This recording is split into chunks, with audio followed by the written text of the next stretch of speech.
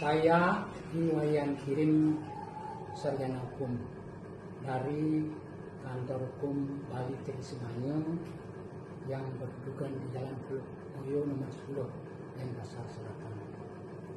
Sehubungan dengan terjadinya konflik atau kontroversi mengenai asas dominus litis yang sedang viral sekarang, saya Iwayan Kirim secara teoritis memberikan pendapat bahwa sesungguhnya asas dominus litis tersebut sudah ada diatur di dalam Undang-Undang Kejaksaan maupun di dalam KUHP.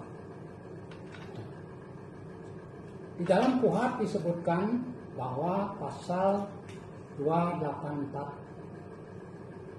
KUHP, kemudian pasal 1 huruf pasal 1, pasal 14 dan pasal 137 KUHP itu diatur. Sedangkan di Undang-Undang Kejaksaan diatur di dalam pasal 30 Undang-Undang Nomor 16 Tahun 2004. Itu sudah diatur di sana.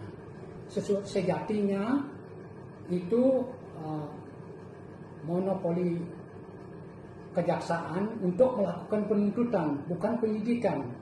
Tapi karena diatur ada di dalam undang-undang, jaksa bisa melakukan penyidikan terhadap tindak pidana tertentu, sehingga inilah yang kemungkinan bisa disalahgunakan. Supaya dalam KUHP yang baru nanti diatur secara tegas tindak pidana tertentu tersebut apa yang dimaksud. Umpamanya tindak pidana ekonomi supaya disebut tindak pidana korupsi supaya disebutkan, supaya jangan ditafsirkan tindak pidana itu bisa melebar ke tindak pidana lain, sehingga terjadilah gangga atau gangga kewenangan antara penuntut umum dengan penyidik, terutama khususnya penuntut umum. Dia bisa melakukan penyidikan. Bayangkan saja, umpamanya bisa melakukan penyidikan terhadap tindak pidana korupsi, tapi bisa juga melakukan penuntutan. Ini memberikan peluang yang tidak etis di dalam penyidikan nanti itu. Kalau memang itu hanya penyidikan, janganlah disebutkan penuntutan. Itu supaya diatur lebih lanjut itu. Karena asas dominus litis itu adalah asas kewenangan mutlak daripada penuntut umum untuk melakukan penuntutan, bukan penyidikan. Tapi karena seperti kata saya tadi, diatur di dalam Undang-Undang 8 tahun 1981 tentang KUHP, kemudian Undang-Undang Kejaksaan, sehingga kejaksaan juga bisa melakukan penyidikan terhadap tindak pidana tertentu.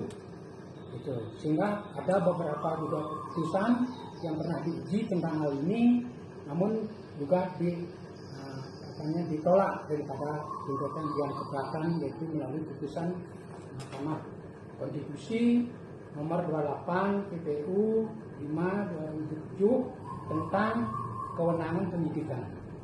Jadi kalau tentang kewenangan penyidikan itu diberikan kepada penuntut umum untuk melakukan tindak pidana terhadap tindak pidana tertentu.